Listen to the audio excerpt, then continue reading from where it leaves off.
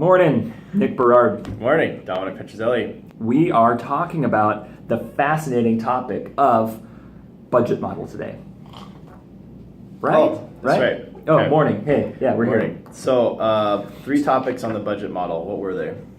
Well, lead with revenue, Lead with revenue, red light, green light, and stick to the stick budget. to the budget. Now, here's something, Dominic. Do you have fun doing your budget? I don't know. I like numbers, so I actually do. But that's like not normal for most people, I don't think.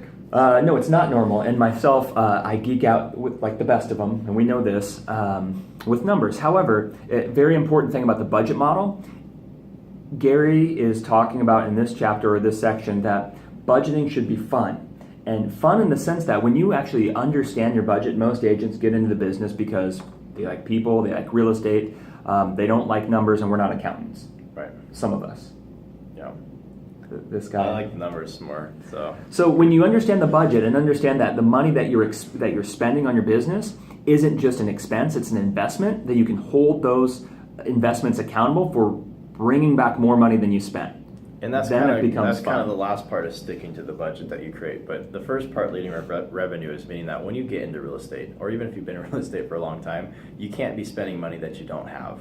And you need to lead with revenue, meaning there's a lot of lead generation opportunities you have that are not very expensive, right? And then once you have the income coming in, then that's the time to experiment with different sources of advertising, which leads you right into red light, green light, right? Red light, green light. Whereas you see some newer agents come in and say, "Oh, cool, I can spend money here, I can spend money there." When in all actuality, they haven't made any money yet. So that's the big issue here. Don't spend your way out of the business.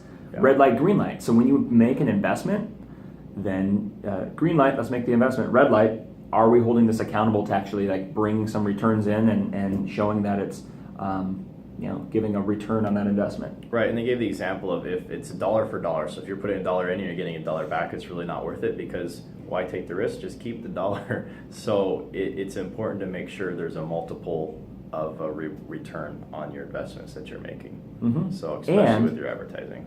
And if you don't get that $1 out, so you put $1 in, if you're getting $1 or less back, why would you keep spending money on it? Right. Hold that It's $1 time to accountable. Stop. Mhm. That's the red light. That's the stop sign. Stop. No more. Stop.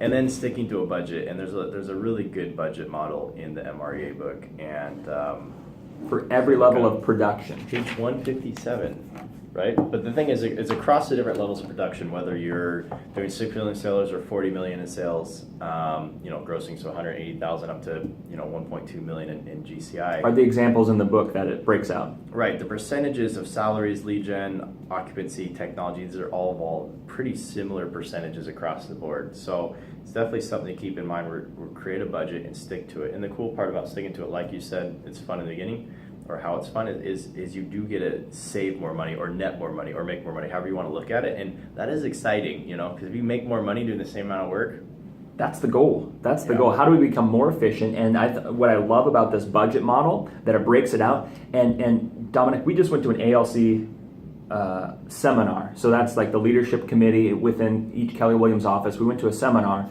a few months back, and they specifically said, "Hey, this is a list of best practices. This isn't absolute how it has to be. Yet here's our guide." And that's what you really want to use it as. Check what are your salaries compared to. Until you're successful with a budget model that's proven to work, don't go changing it really. Sure. It works, so stick to it. And then once you have been successful with that, then I think that's the opportunity to kind of play with it a little bit. Yeah, I just like when they said, "Hey, look, this is a guideline. So measure what your expenses are at a given production to what the MREA says, and then if you're out of whack, well, figure out why, and it might be fine. Yet it might be a good spot to again play that red light, green light, and say, Start over like, whoa, yeah. Why am I spending this much money on Zillow or something, right? Or whatever it would be. Yeah. Which still could work as long as you have a good return on it. So, anyways, that's it. Keeping a rhythm, making sure you're checking it consistently. So making sure you're going over your P&L monthly, so you know your numbers. It's hard to play red light, green light if you don't know what is and isn't working. Exactly. So that also goes back to sticking to the budget that you have. So and track where your leads are, your closings are coming from, and then tie that back to your budget model. Hey, are my leads coming from here? Am I investing in that or not? simple. Yep. Simple. So that's for today. Budget model, exciting stuff. See you guys next time.